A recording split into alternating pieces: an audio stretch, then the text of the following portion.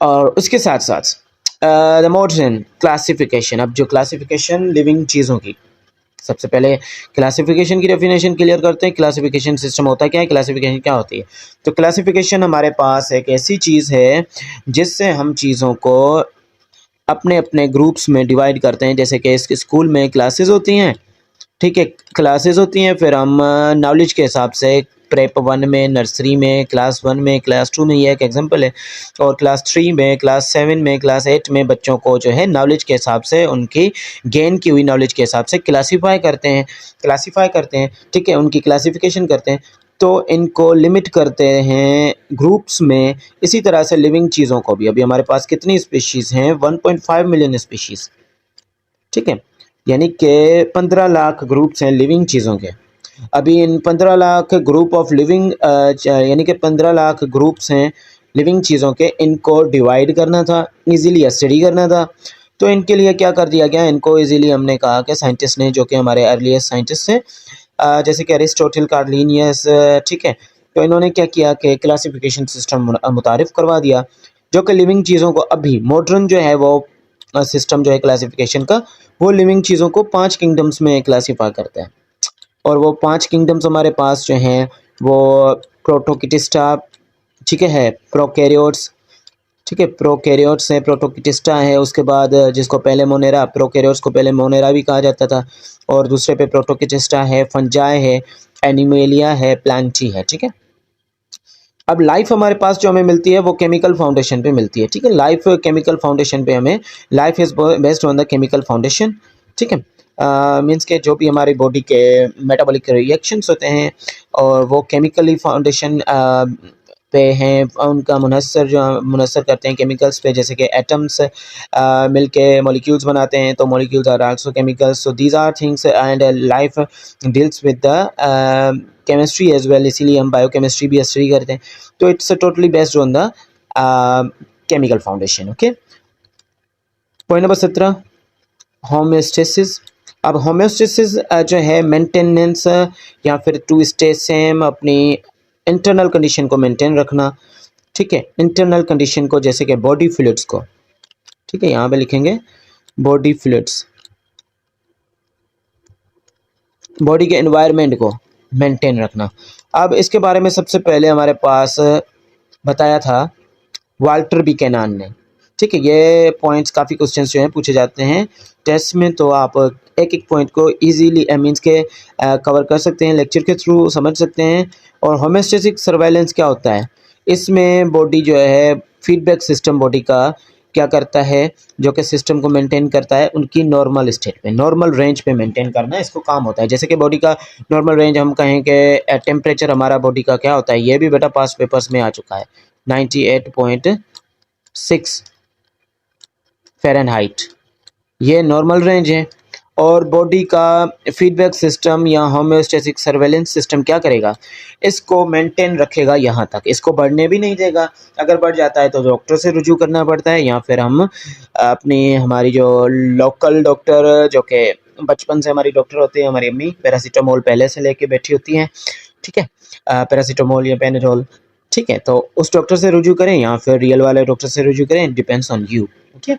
तो ये है नॉर्मल स्टेट्स। और होम्योस्टेटिक सर्वेलेंस का काम ही यही होता है कि नॉर्मल स्टेट तक जो है बॉडी के जो है सिस्टम्स को मेंटेन रखा जाए, ठीक है। रिसेप्टर्स,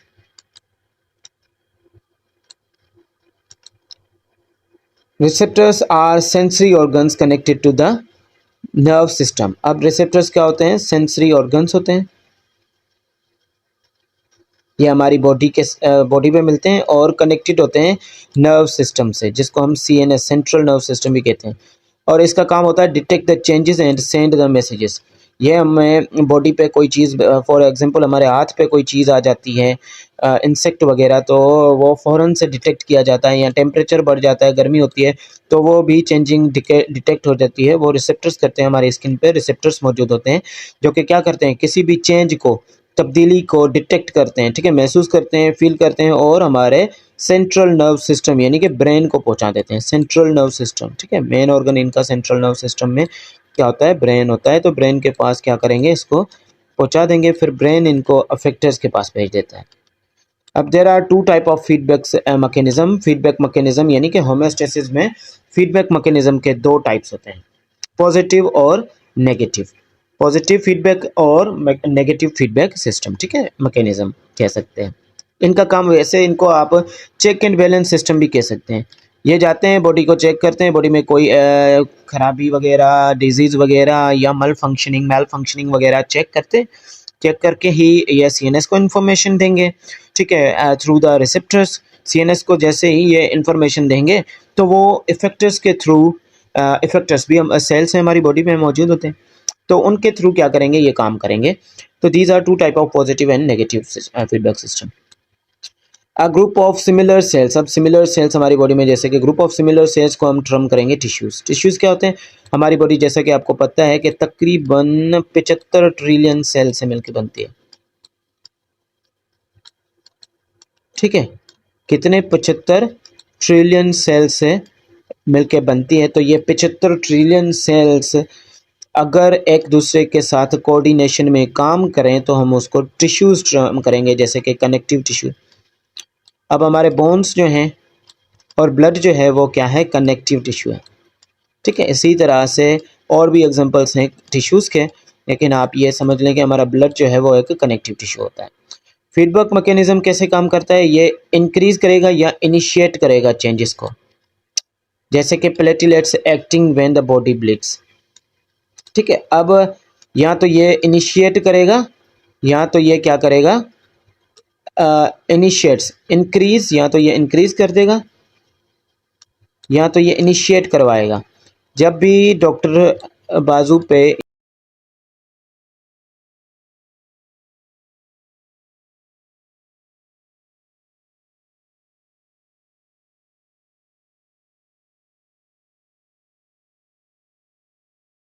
इंजेक्शन लगाता है तो वो कुछ एक कॉटन का स्वाब यूज़ करता है, अल्कोहल स्वाब, उस होल पे जहाँ पे नीडल लगाई गई है, ताकि वहाँ पे क्या हो जाए, प्लेटलेट्स जो हैं ब्लड के एक्यूमुलेट हो जाएं और उसको क्या कर दें।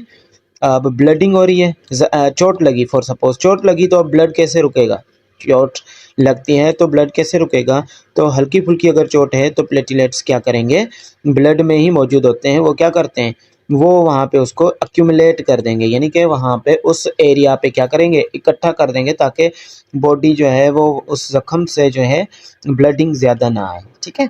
तो ये किसका काम होता है, फीडबैक मैकेनिज्म का। ये क्या करेंगे, या तो इंक्रीज कर देंगे या तो इनिशिएट करवाएंगे। Negative feedback system reduce or suppresses, ठीक है, सप्रेसेस, सॉरी, रिड्यूस करेगा या तो सप्रेस कर देगा फिजियोलॉजिकल एक्टिविटी को, ठीक है। फॉर एग्जांपल हमारी बॉडी में किसी टेम्परेचर बढ़ गया तो body to normal, like when body temperature drops in cold water, physiological activities to return the body to the normal, like जैसे कि अभी सर्दी आ रही है, अगर हम टेम्परेचर हमारी बॉडी का गिरने लगे, इन्वायरमेंटल टेम्परेचर गिरने लगे और वो हमारी बॉडी को अफेक्ट करने लगे, तो क्या करेंगे, हम कुछ कपड़े पहन लेंगे, गर्म कपड़े, या फिर एक्टिविटी ऐसी करेंगे जिससे हमारी बॉडी कूलर रहे, सॉरी वार्मर हो जाए, ठीक है, हमारी बॉडी क्या हो जाए, वार्मर हो जाए और गर्म हो जाए, इसी तरह से, ठीक है। यानी कि एक चीज़ अगर बढ़ गई तो उसके नतीजे में हम इसको क्या करेंगे, कम करने की कोशिश करेंगे। तो these all will be termed into negative feedback. Ammonia, अब ये बहुत ही हाईली टॉक्सिक है और ये अमूमन फ्रेश मेरीन वाटर्स में आई थिंक मिलती है, highly toxic gas produce by the breakdown of nitrogenous compound like in the body. अब नाइट्रोजनस कंपाउंड हमारी बॉडी में जो भी चीज़ें हम खाते हैं तो उनमें नाइट्रोजन, पहले तो प्रोटीन, जो भी चीज़ें खाएंगे, जो भी लिविंग ऑर्गेनिज्म प्रोटीन का इंटेक करेंगे उनमें ये यूरिया, यूरिक एसिड, क्रेटिनाइन और अमोनिया बनेंगे। अमोनिया इनको हमने फिर क्या करना होता है, बॉडी से वेस्ट यानी कि एज अ नाइट्रोजनस वेस्ट बाहर निकालना होता है, ठीक है। अमोनिया का अगर फॉर्मूला देखें तो ये NH3 होगा और ये हाईली टॉक्सिक होगी, ठीक है, हाईली टॉक्सिक है, बहुत ही खतरनाक गैस है ये, और ये ब्रेक डाउन होती है, जब भी ब्रेक डाउन होगा नाइट्रोजनस कंपाउंड का तो ये फ़ौरन बन जाती है हमारी बॉडी में, तो बनते ही इसको क्या कर देते हैं, यूरिया में कन्वर्ट कर देते हैं।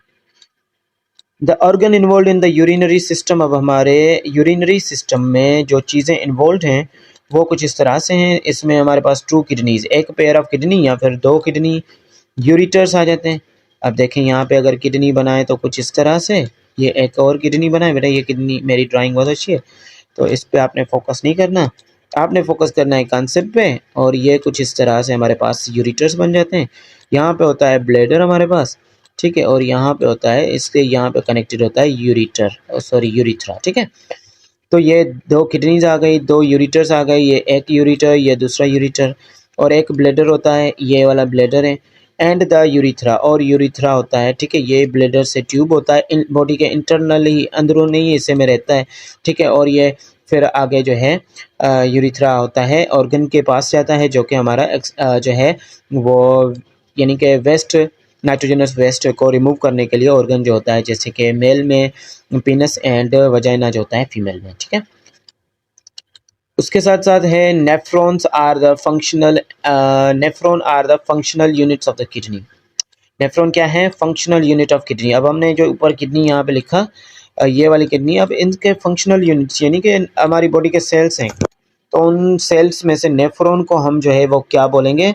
नेफ्रॉन जो है उसको हम बोलेंगे, nephron are the functional unit of kidney. Kidneys के क्या है? फंक्शनल यूनिट्स हैं, with millions in each kidney, एक एक मिलियन होता है हर किडनी में। उसके नेफ्रॉन्स के भी दो टाइप्स होते हैं, जक्स्टा मेडुलेटरी नेफ्रॉन और कॉर्टिकल नेफ्रॉन, ठीक है। ये क्या होते हैं? जक्स्टा मेडुलेटरी नेफ्रॉन क्या होते हैं? इनकी लूप ऑफ हैनल जो होती है एक्सटेंडेड होती है मेडुला के अंदर, और वो कुछ किडनी का स्ट्रक्चर बनाए ताकि आपको समझ में आ जाए।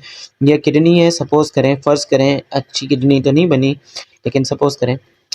अब इनके दो एरियाज होते हैं, एक ये वाला एरिया बीच वाला, और ये अपर एरिया। अब जक्स्ट्रा मेडुलेटरी नेफ्रॉन जो होते हैं वो यहाँ पे मौजूद होते हैं, ठीक है, और इनकी लूप ऑफ हैनल जो होती है यहाँ तक, इनकी रसाई इस बीच तक होती है। कॉर्टिकल नेफ्रॉन यहाँ पर ही मौजूद होते हैं, ठीक है, बस यहाँ पर मौजूद होते हैं, ये डीप में नहीं आते। इसी तरह से have shorter loop of Henle. अब लूप ऑफ हैनल क्या होती है? कुछ इस तरह से स्ट्रक्चर बनाएंगे, ये सपोज करें कि ये क्या है हमारे पास, इस तरह से बॉल लाइक स्ट्रक्चर है, सपोज करें, ठीक है। ये एक किसी जो है परिंदे का बन गया है हमारे पास मुंह, लेकिन ये इस तरह से ऐसे होता है, ऐसे कुछ स्ट्रक्चर होता है, और यहाँ पे कलेक्टिंग डक्ट होती है, ठीक है। एक प्रोक्सिमल कन्वोल्यूटेड ट्यूब्यूल होती है, यहाँ पे एक साइड को प्रोक्सिमल करेंगे, ये प्रोक्सिमल होगी, ये डिस्टल कन्वोल्यूटेड ट्यूब्यूल है, ये बाउमेंस कैप्सूल है, इसके अंदर ग्लोमेरुलस है, ठीक है। अब यहाँ पे देखें, ये जो ये लूप आपको दिखाई दे रही है ये वाली, इसको बोलते हैं लूप ऑफ हैनल। हैनल ने बताया था, तो इसको, इस रीजन को बोलेंगे लूप ऑफ हैनल। तो ये लूप ऑफ हैनल जो होगी ये बीच में आएगी तो हम उसको बोलेंगे जक्स्टा मेडुलेटरी। अगर ये लूप ऑफ हैनल यहाँ पे ही छोटी लूप ऑफ हैनल होती है कॉर्टिकल नेफ्रॉन्स के पास, तो वो वहीं पे ही कॉर्टेक्स के रीजन में, यह ऊपर वाला रीजन किडनी का कॉर्टेक्स कहलाता है, और ये मेडुला कहलाता है, ठीक है। किडनी का ऊपर वाला लेयर जो होगा, ऊपर वाला एरिया कनेक्शन, उसको हम क्या बोलेंगे? कॉर्टेक्स बोलेंगे, ठीक है। दिस इज कॉर्टेक्स, ये ऊपर वाला।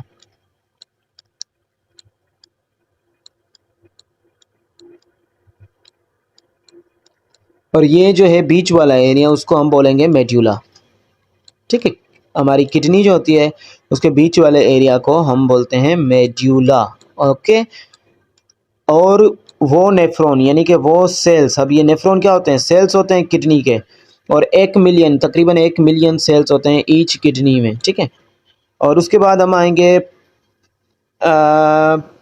पाइलोनेफ्राइटिस, ठीक है, पाइलोनेफ्राइटिस। अब ये पाइलोनेफ्राइटिस क्या होता है? ये एक डिजीज़ है यूरिनरी सिस्टम की, यूरिनरी सिस्टम का एक मीन्स के डिसऑर्डर है। अब इसको एक बैक्टीरिया काज करता है। अब बैक्टीरिया यानी कि ज़्यादा, और बैक्टीरियम यानी कि एक बैक्टीरिया, तो इसको E coli bacteria, E coli bacteria की फुल फॉर्म जो होती है वो होता है इस्चर्चो कोलाई बैक्टीरिया। अब ये क्या करता है? यूरिनरी सिस्टम, ठीक है, यानी कि यूरिनरी सिस्टम में जो है वो बिगाड़ पैदा कर देता है, ख़राबी पैदा कर देता है, और यूरिन पास होने से दर्द वगैरह, ये सारी जो है इसकी निशानियां हैं, ओके।